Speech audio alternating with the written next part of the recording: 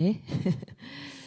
1월이 진짜 빨리 지나가고 있는 것 같아요. 제가 1월이 이렇게 벌써 가다니, 오늘이 벌써 1월 마지막 주라니 이런 생각이 들더라고요.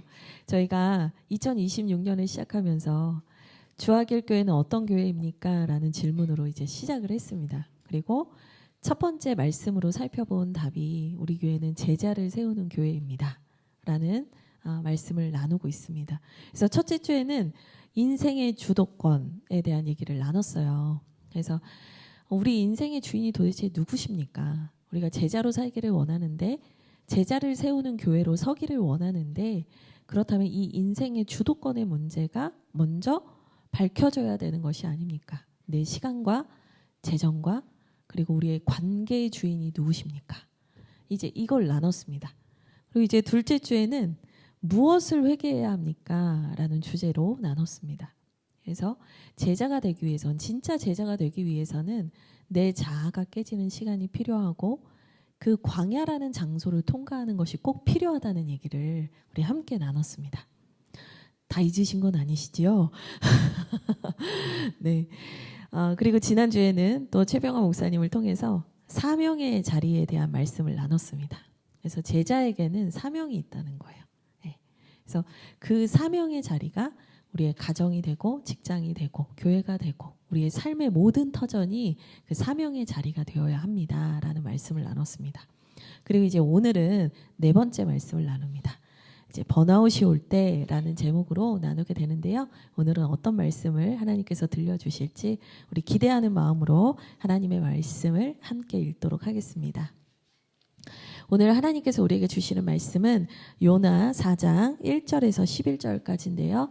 저와 여러분이 교독하고 마지막 절은 함께 읽도록 하겠습니다. 제가 먼저 읽겠습니다.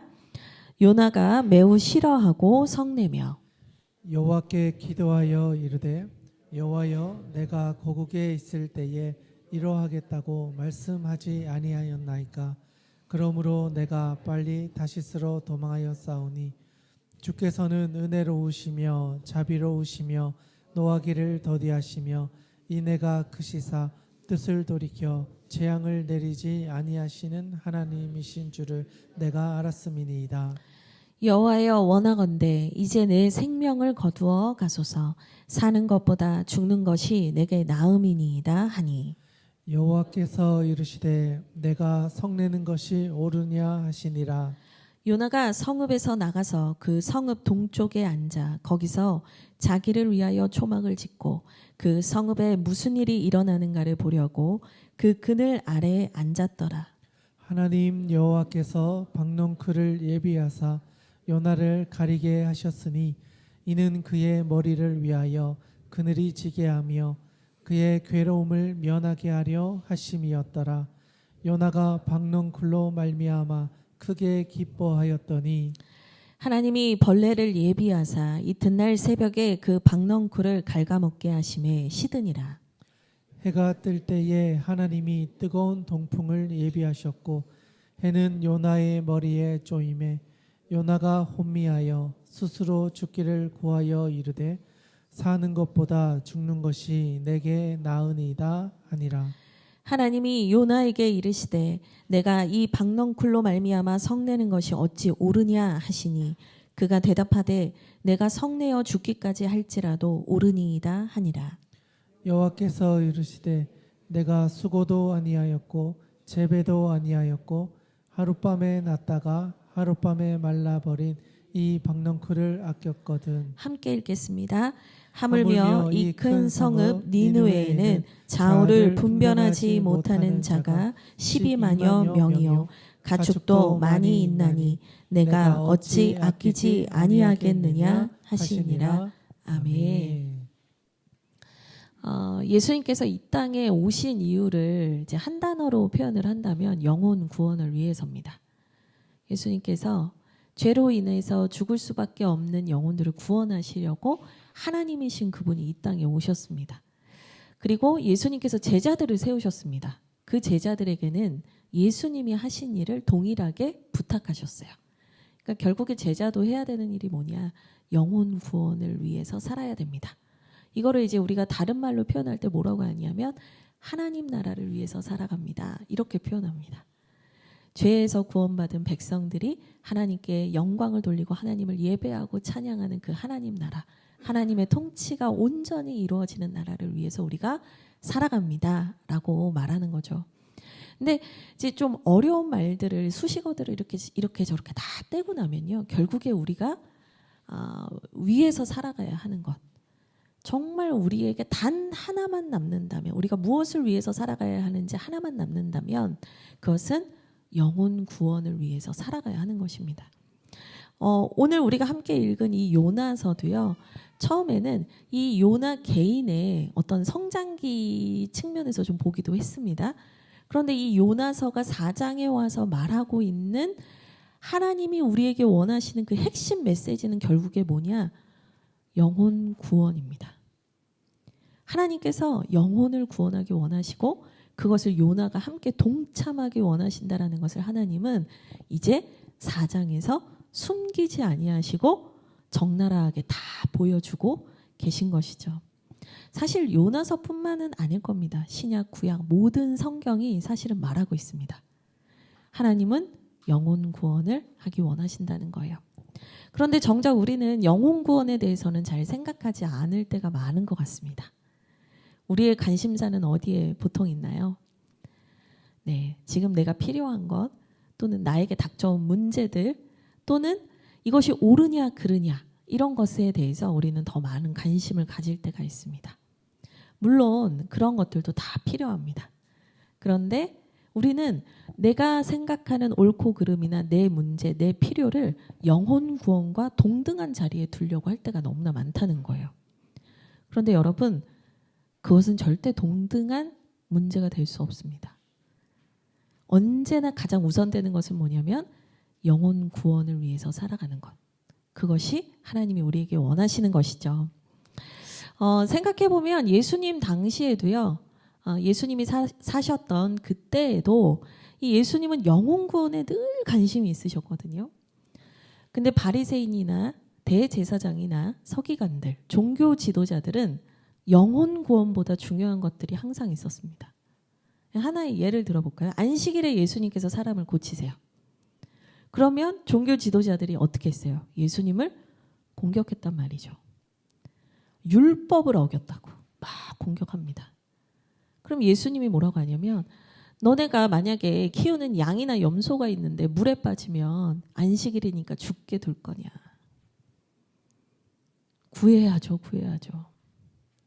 그러니까 주님께서 항상 우선에 두시는 영혼 구원의 가치가 있는데, 그 당시 하나님을 믿고 하나님을 안다라고 말하는 종교 지도자들은 항상 무엇에 관심이 있었냐면 자신들이 생각하는 옳고 그름에 모든 신경을 빼앗기고 있었다라는 거예요. 그래서 예수님께서 이 영혼 구원을 향한 하나님 아버지의 마음을 가르쳐 주시기 위해서 이 사람들이 계속 말을 못 알아들으니까 비유를 하나 들려주세요. 되게 유명한 비유. 누가복음 15장에 나오는 돌아온 탕자의 비유입니다. 둘째 아들이 아버지가 아직 살아계신데, 아버지가 아직 돌아가신 것도 아닌데 아버지에게 재산을 달라고 하잖아요. 그리고는 흥청망청 쓰고 막 하다가 거지꼴이 되어서 다 죽게 생겨서 돌아와요. 아버지는 이렇게 늘 둘째가 언제 돌아오나 이렇게 마을 어귀를 이렇게 보다가 저기 오는 둘째 아들을 보고 달려나가서 그의 목을 어금 맞추고 울며 그를 입맞추잖아요. 여러분, 그게 아버지의 마음인 거예요. 근데 한편 첫째 아들은 아시죠? 첫째 아들은 둘째 아들이 돌아왔다는 소식을 듣고 아버지가 잔치를 베푸셨다는 얘기를 듣고 화가 나서 견딜 수가 없어가지고 집에 안 들어갑니다. 막 집 밖을 배회해요. 와, 저런 놈을 용서하신다고? 저런 놈을 받아주신다고? 근데 우리 아버지 너무 착하세요. 그럼 먹지 마! 그게 아니고 맛있는 거 많은데 먹지 마! 뭐 이러시는 게 아니고 나가서 첫째 아들에게 얘기하시는 거예요. 얘야, 너는 항상 나와 함께 있지 않았냐? 너는 항상 나와 함께하며 내 것을 누리며 나와 이 자리에 있으면서 함께 있었는데 이 말이 뭐냐면 너는 나와 함께 있지 않았냐? 너는 하나님의 그 구원의 은혜를 누리지 않았냐? 이 얘기인 거거든요. 이 돌아온 둘째를 보며 왜 너는 옳고 그름을 따지고 있느냐? 이 얘기를 하셨던 거예요. 제가 오늘 이 이야기를 장황하게 예수님의 이야기를 하는 이유가 있어요. 왜냐? 예수님께서 계속해서 말씀하시는 그 하나님의 마음이요. 사실은 구약 성경에도 동일하다는 얘기를 드리고 싶은 거예요. 예수님은 따뜻한데 하나님은 심판하시는 하나님인 것 같아. 예수님은 사랑이 많으신데 구약의 하나님은 잔인하신 분인 것 같아. 우리는 자꾸 그렇게 생각하는데 그 예수님의 모습이나 구약 성경에 나타나는 하나님은 다른 분이 아니라는 말씀을 드리고 싶은 거예요. 하나님의 마음은 언제나 누구라도 돌아오면 용서해 주길 원하시고 받아주기를 원하시는 그런 하나님 아버지의 마음이 있다라는 거죠. 요나서에도 그 내용이 나오고 있는 거예요. 근데 우리의 첫째 아들 요나의 반응은 맹렬합니다. 우리의 첫째 아들 요나는 이스라엘 중에 이스라엘, 하나님께 선택된 백성이라는 이 프라이드가 엄청난 사람이거든요. 이 사람이 볼 때 니느웨 백성은 너무나 죄를 많이 지었어요. 이 사람들이 구원받는 것은 용납할 수가 없었어요. 그래서 요나가 막 도망가고 물고기 뱃속까지 가고 우여곡절을 겪잖아요. 그래서 어쩔 수 없이 사명의 자리로 돌아와서 하나님의 말씀을 선포는 하고 선포는 했는데 이왕이면 그래도 이 사람들이 회개를 안 하고 망하면 좋겠다라는 마음이 있었다는 거죠. 근데 니느웨가 회개를 해버리는 겁니다. 아, 안 되는데. 회개하면 안 되는데. 여러분 좀 이상하지 않으세요?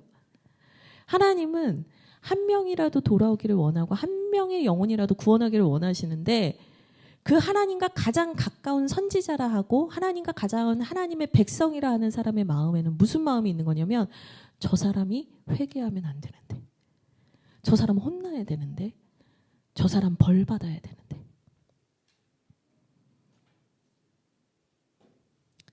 여러분 영혼 구원이라는 하나님의 그 원대한 꿈과 하나님의 그 크신 꿈과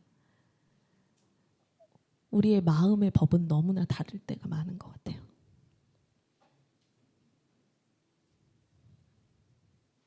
언제쯤 우리는 그 하나님의 뜻과 내 마음이 일치되는 그 기쁨을 누릴 수 있을까요? 제자가 된다는 거는 결국에는 그 영혼 구원을 향하신 하나님의 열심과 내 마음이 하나가 되는 것 같아요. 하나님의 마음에 합해지는 거죠. 그것을 위해서라면 다른 것은 다 부수적인 것으로 여길 수 있는 사람이 돼야 돼요. 지금 이 순간 하나님께서 원하시는 그 영혼 구원의 사역과 방향이 어디에 있는가? 그게 이 우리의 모든 결정의 기준이 돼야 돼요. 근데 우리는 그 하나님과 온전히 마음이 합해져 있지 않기 때문에 계속해서 영혼 구원을 따라가다가 새길로 빠지고 영혼 구원을 따라가다가 새길로 빠지고 우리끼리 옳고 그름을 가지고 싸우고 있다라는 거죠. 제가 그 어떤 한 유튜버의 쇼츠를 보게 된 적이 있어요. 근데 이 유튜버는 기독교 유튜버가 아니었어요. 그냥 이렇게 뭐 재미난 이야기 뭐 이런 거 이렇게 쇼츠로 만들어서 왜 조회수 올리시는 그런 계정 같았어요. 혹시 그런 거 보신 적 있어요? 저만 좋아하나? 저 이렇게 개그 이런 거 좋아하거든요.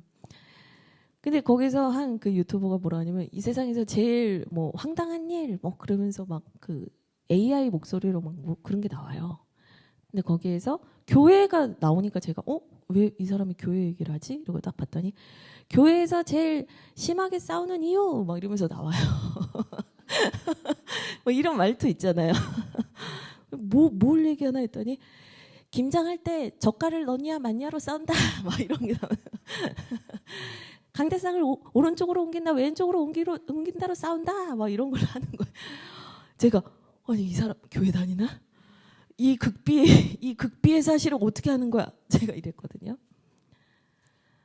별것도 아닌 것들로 교회가 맹렬하게 싸우고 있다는 것을 사람들이 알고 있더라고요.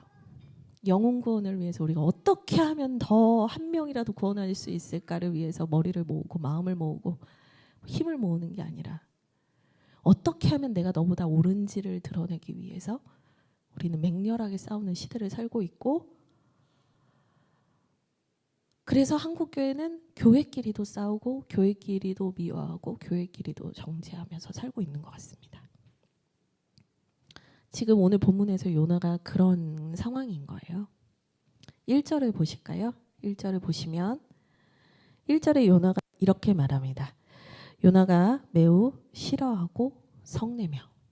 무엇에 대해서요? 니느웨가 회개한 것에 대해서. 하나님이 재앙을 내리지 않은 것에 대해서. 요나는 선지자라는 자리에 있지만, 하나님의 일을 하는 사람이라는 자리에 있지만, 그는 영혼 구원이 아니라 자신의 옳음이 드러나는 것을 더 원하는 자리에 있습니다. 여기에서 이제 매우 싫어했다, 또 성냈다 하는데, 이 성내다라는 단어를 히브리어를 찾아보니까 불타오르다라는 단어더라고요. 막 빨개질 정도로 막 화가 막 치밀어 오르면서. 하나님께서 선하신 것이 우리에게 이렇게 분노할 일인가요?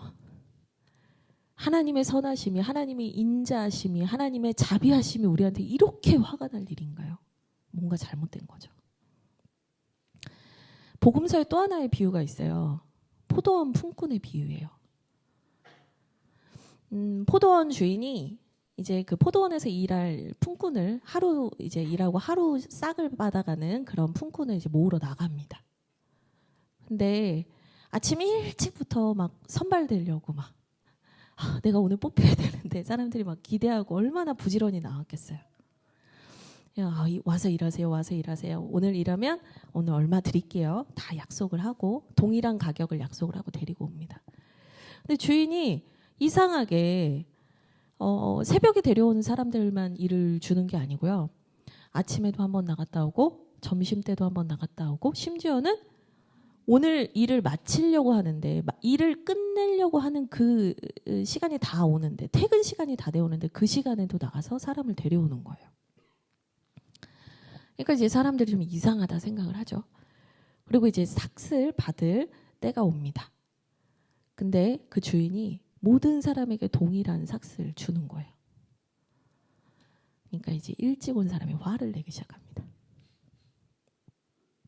막 화를 내요. 우리가 훨씬 열심히 일했고 오래 일했고 우리가 훨씬 더 고생했는데 왜 동일한 품삯을 주십니까? 근데 이 비유를 쭉 얘기를 하시던 예수님이 뭐라고 제일 하고 싶었던 말씀을 이 포도원 주인에게 대유를 하셔서 말씀하시는데 뭐라고 하냐면, 그 주인이 선하다고 해서, 내가 선하다고 해서 네가 나에게 화를 내는 게 맞냐라는 질문을 하시거든요. 하나님의 은혜, 하나님의 선하심에 대해서 네가 화내는 것이 옳으냐? 이게 뭐냐면, 하나님의 은혜를 우리는 어떻게 바라보고 있는 거냐면 내 수고와 내 노력으로 얻을 수 있는 것이라고 생각하고 있다는 거예요. 여러분, 하나님의 은혜는 우리가 100만금을 드려도 하나님께서 결정하시지 않으면 얻을 수 없는 거예요.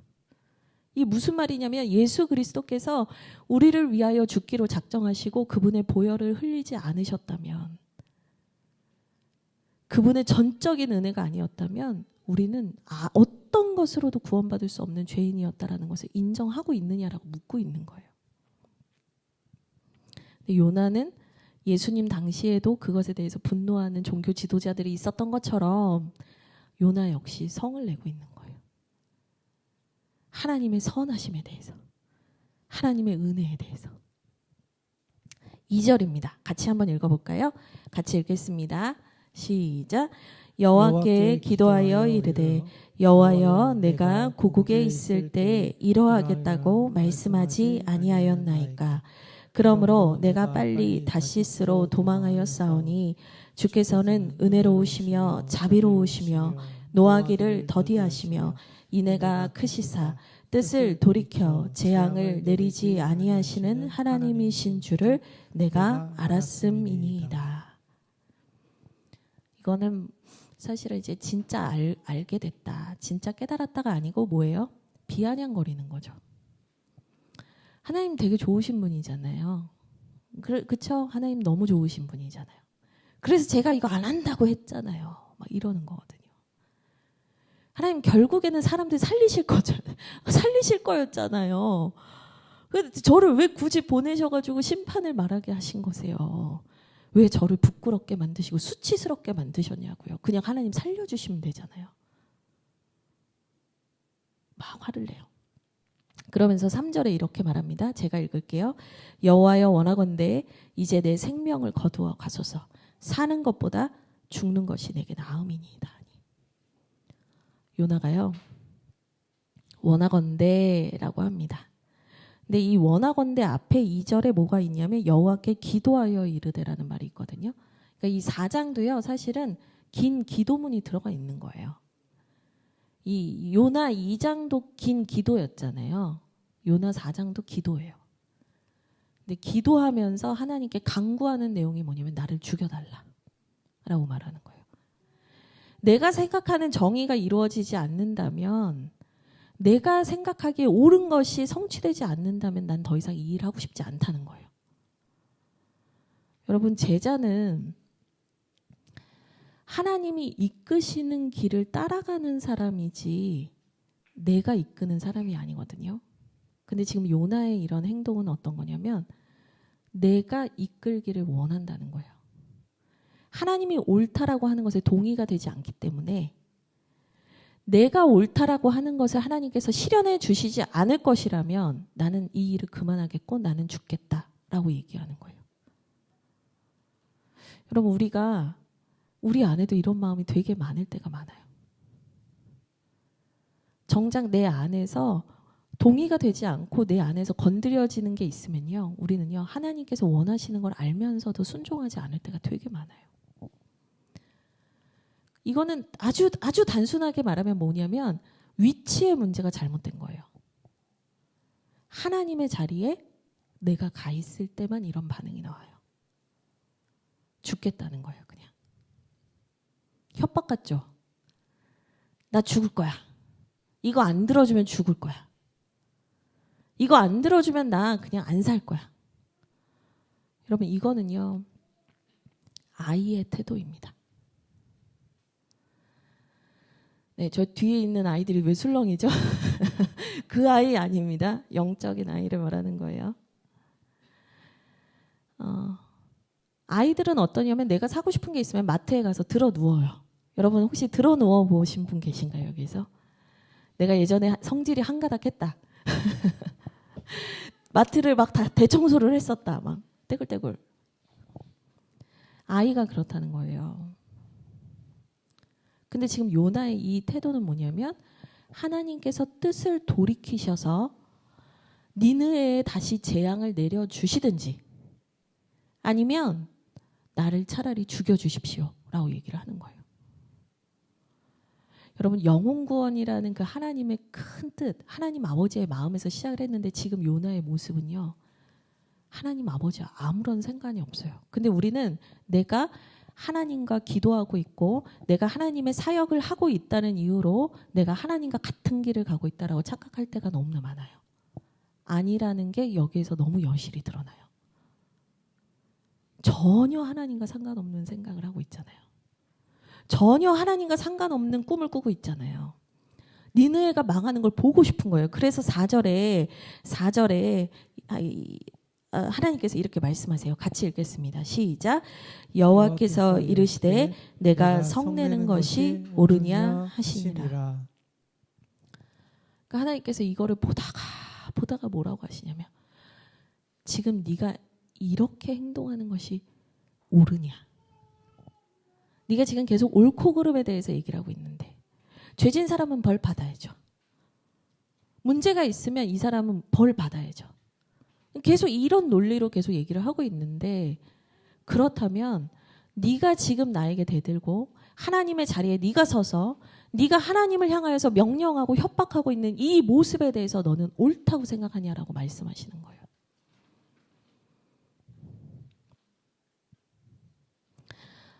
언제나 회피할 때 최선의 대답은 침묵입니다. 요나가 답을 하지 않아요. 1차전은 이렇게 끝납니다. 엄마와 아이가 싸우다가 할 말이 없어지면 아이가 방문을 닫고 들어가는 뭐 그런 겁니다.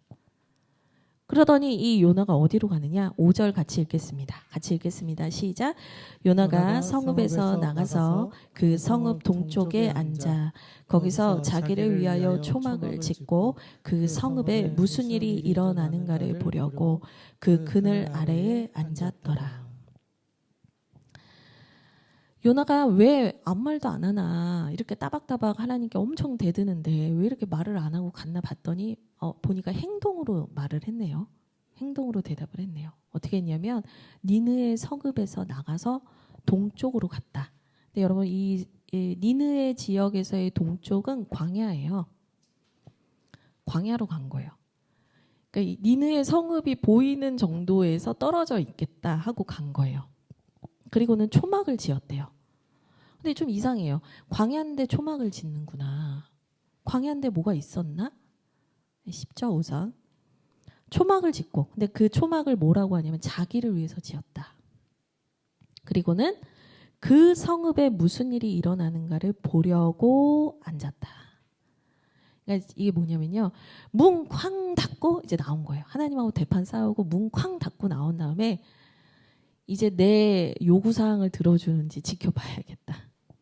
이 성읍이 망하게 해주시는지 내가 지켜봐야겠다라고 하고 거기 앉아서 이렇게 니느웨가 망하기를 기다리고 있는 거예요.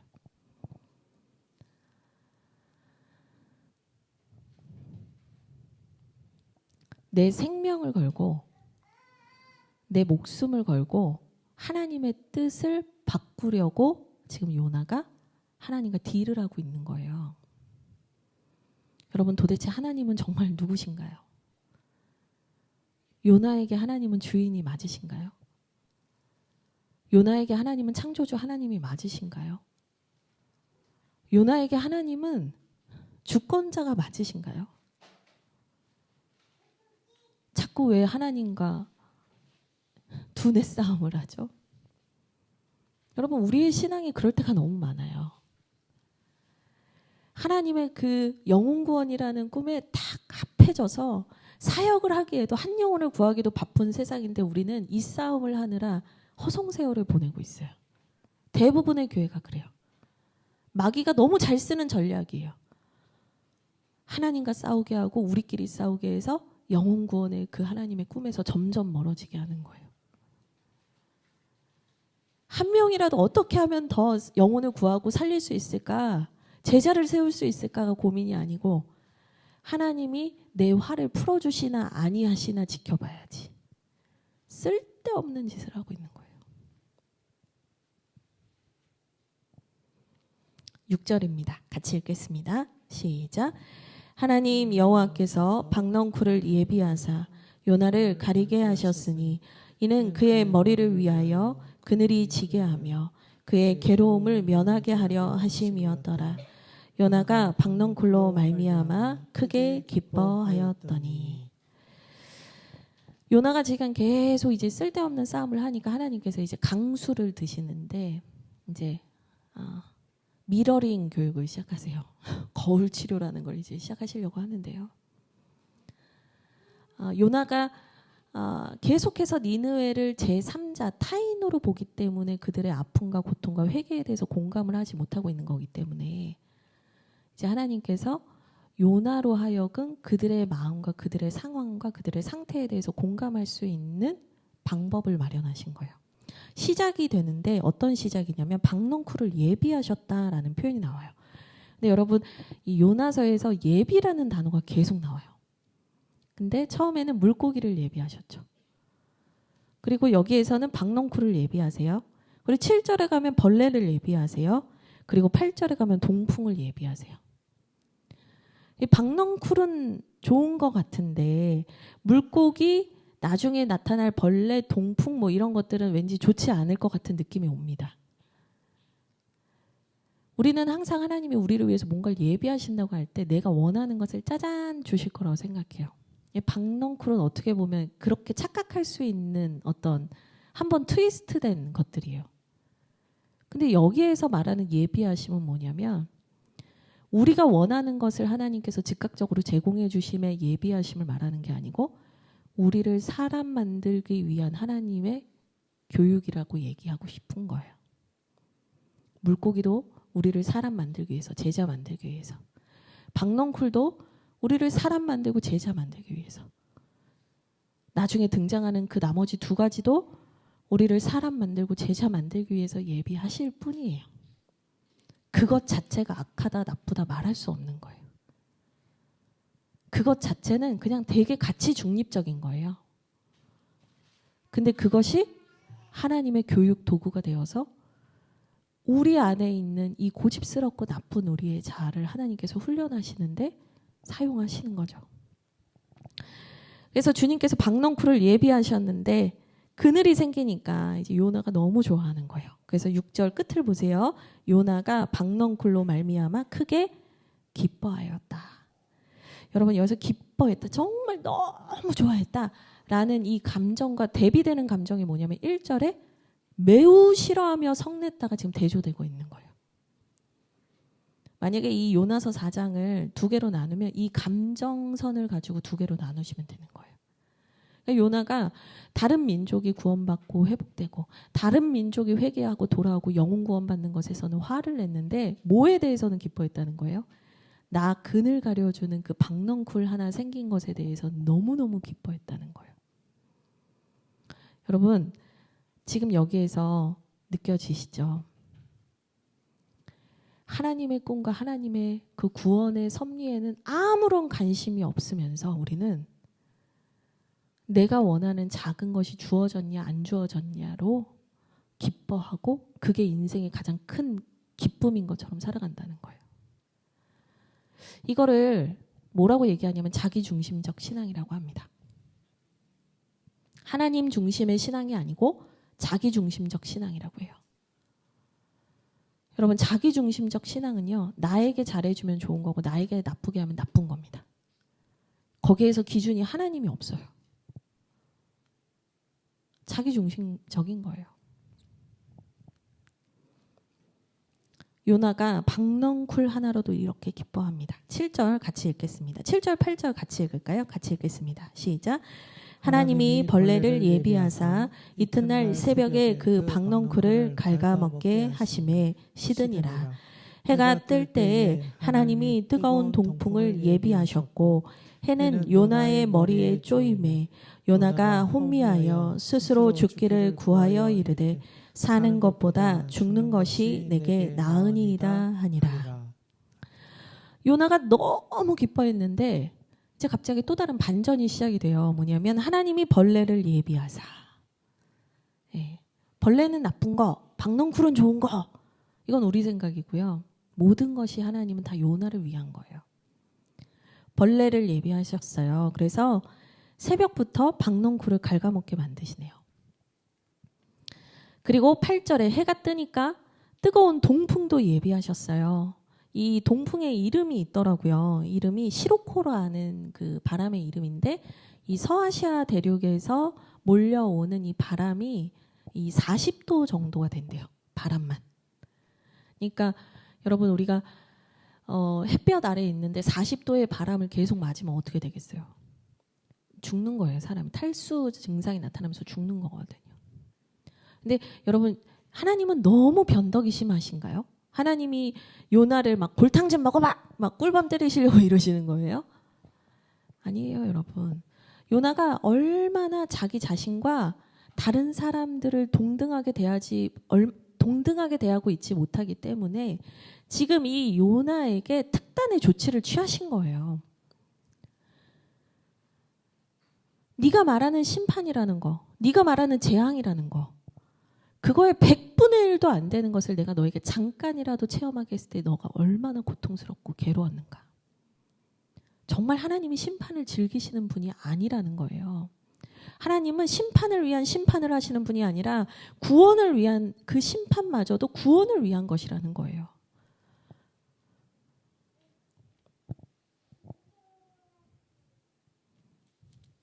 그 얘기를 하시기 위해서 동풍을 예비하시죠. 근데 요나의 반응을 한번 보시겠어요? 요나의 반응을 보니까 스스로 죽기를 또 구합니다. 사는 것보다 죽는 것이 내게 낫습니다. 여러분, 이게 인간이에요. 이 알량한 자존심 하나 때문에 하나님을 대적할 수 있는 유일한 존재가 인간이에요.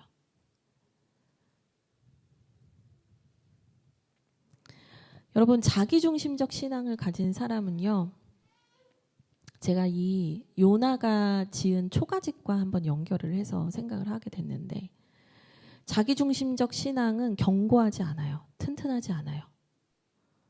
그냥 얼기설기 지은 초막과 같거든요. 내가 이거 그 그늘 아래에 있을 때는 이 정도 신앙으로도 난 충분하다라고 생각하면서 살아요. 근데 그 자기중심적 신앙은 너무나 연약하고 허술해서, 기둥이 없어서, 뿌리가 없어서, 토대가 없어서, 그 자기중심적 신앙은요, 조그마한 벌레 한 마리 때문에도 무너지는 게 자기중심적 신앙이라는 거예요. 만약에 내가 그동안 살아왔던 자기중심적 신앙이 다 무너지는 어떤 경험을 했다면, 저는 그걸 신앙의 번아웃이라고 표현하고 싶은데, 여러분, 그 신앙의 번아웃이었다면 저는 기뻐해야 된다고 생각해요. 내가 가짜로 만들어 놓은 허상이 무너지는 거예요. 그 진짜가 아니었어요. 벌레 하나에 무너질 신앙이 무슨 진짜 신앙이에요?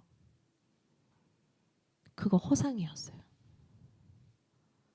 요나가 지금 죽을 것 같이 드러누워서 아무것도 못하겠으니 그냥 나를 데려가세요라고 말하고 있는 이 영적 번아웃은요, 자기중심적 신앙이 다 가짜였다는 게 드러나고 내 실체가 하나님 앞에서 온전히 다 드러난 자의 그냥 원망과 한숨인 거예요.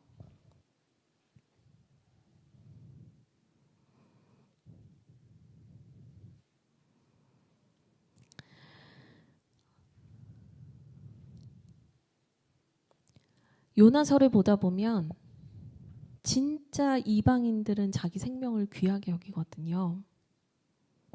처음에 풍랑을 만났을 때 바다에서 요나가 그냥 나 집어 던져서 나 죽이라고 막 얘기할 때 선원들은 어떻게 그러냐고, 너의 하나님께 좀 기도를 하라고 막 이런 얘기를 해요.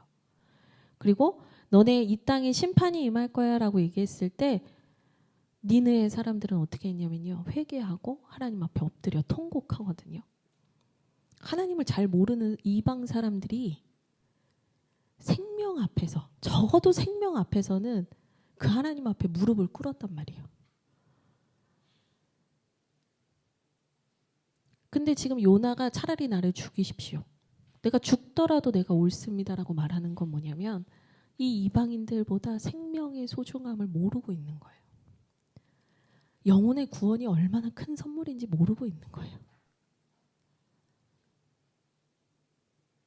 여러분, 만약에 오늘 밤에 주님께서 여러분의 생명을 걷어가신다면 여러분 천국에 가실 확신이 있으십니까? 제가 학창 시절에 캠퍼스 선교단체 활동할 때 제가 전도를 나가면 제일 많이 물어봤던 말입니다. 교회를 다니는 분에게도 여쭤봤습니다. 주님께서 당신을 오늘 데려가신다면 당신은 구원받을 확신이 있으십니까? 진짜 중요한 문제에 대해서는 당연하겠지, 당연히 주어지겠지라고 생각을 하면서, 또 때로는 그 영혼 구원의 은혜를 주신 하나님 앞에서 너무나 발칙하게 내 뜻과 내 요구를 관철시키려고 하나님을 조종하려고 살아가면서, 여러분 진짜 그 영혼 구원의 선물을 받은 게 얼마나 큰 의미인지 알고 계시는 것인가요? 우리는 요나는 지금 그냥 죽여달라라고 얘기를 합니다. 이제 9절입니다. 같이 읽겠습니다. 하나님이 요나에게 이르시되 내가 이 박넝쿨로 말미암아 성내는 것이 어찌 옳으냐 하시니, 그가 대답하되 내가 성내어 죽기까지 할지라도 옳으니이다 하니라. 주님이 이거 두 번째 물으시는 거거든요. 네가 오르냐.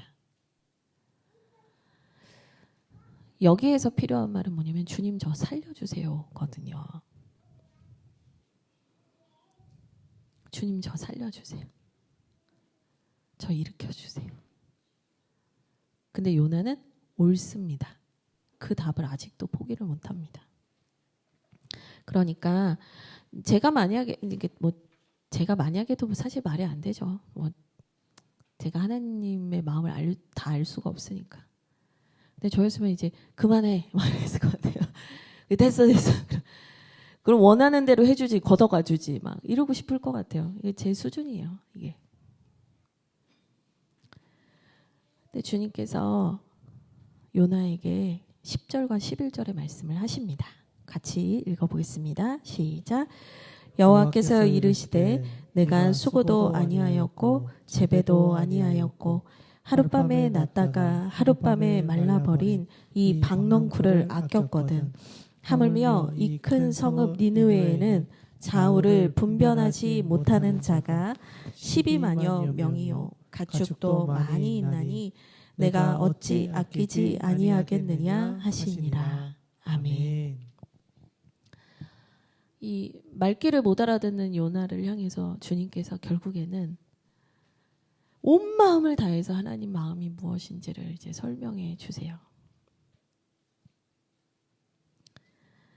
네가 아무런 노력도 하지 않고 키웠던 잠깐 너에게 그늘을 주었던 이 박넝쿨도 너가 이렇게 아까워하면서 하물며 이 큰 성읍 니느웨에 살고 있는 수많은 사람과 가축을 내가 아끼지 않을 수 있겠느냐. 이 질문을 하시는 거예요.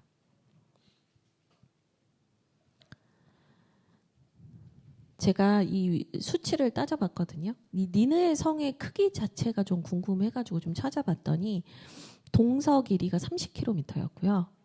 그리고 둘레가 97km였대요. 아니 97, 네 그쵸. 97km였대요. 제가 너무 커서 깜짝 놀랐어요. 고대 사회에 이렇게 큰 도시가 있을 수 있나? 이런 생각을 했거든요. 그리고 고대 사회에서 12만 명이 사는 거라면 엄청난 거예요. 그래서 제가 GPT한테 물어봤어요. 97km, 둘레가 97km인 대한민국의 도시를 말해줘. 서울 딱 나오더라고요. 제가 알려드릴게요. 서울 이렇게 나오더라고요. 그래서 고맙다 했는데 서울이 그 산을 중심으로 하면 97km 정도가 된대요. 그러니까 이 고대 시대 때 12만 명은 지금 아마 서울 인구 정도가 되지 않을까 싶어요. 그 수많은 생명들, 사람들, 너와 함께 호흡하며 살아가고 있는 수많은 사람들. 내가 이 사람들에 대해서 선을 베풀고 이들을 구원하기 원하는 내 마음이 옳지 않다는 것이냐? 다시 물으시는 거거든요. 너는 너를 위해서 존재하는 것들에만 의미를 두는 것이냐? 묻는 거거든요. 너는 네가 좋다라고 여기는 것에 대해서만 의미를 두지만 나는 그렇지 않다는 거예요. 여러분 여기서 중요한 게 있어요. 자기중심적 신앙을 깨고 하나님 중심의 신앙을 산다는 건 뭐냐면 내 수준에서 내가 좋다라고 생각하는 것에만 반응하는 제자로 사는 게 아니라 하나님이 뭘 원하시는가를 계속 묻는 거예요. 그분의 시야까지 내 눈이 맞춰져야 되는 거예요. 여러분이 좋아하시는 찬양 있잖아요. 주의 손에 나의 손을 포개고 주의 발에 나의 발을 포개고. 여러분 그거 막 울잖아요. 우리 부르면서. 근데 당장 내가 힘든 일이 있을 때는 막 죽을 것 같고 막 꼬꾸락꼬꾸락 하는데 내 옆에서 누가 죽어가는지 하나님의 나라가 지금 어떻게 이루어지고 있는지 우리 아무 관심 없이 살 때가 많잖아요. 너무 이기적이잖아요. 주님께서 지금 요나한테 말씀하시는 거예요. 하나님을 섬기고 하나님의 일을 감당한다는 그 허망한 자부심 내려놓고 네가 얼마나 이기적이고 자기 모순적인 존재인지 알아야 된다는 거예요. 내가 받으면 은혜, 저 사람이 받으면 가짜, 불의. 아니잖아요. 내가 잘 되면 은혜, 저 사람이 잘 되면 막 배 아프고. 아니잖아요.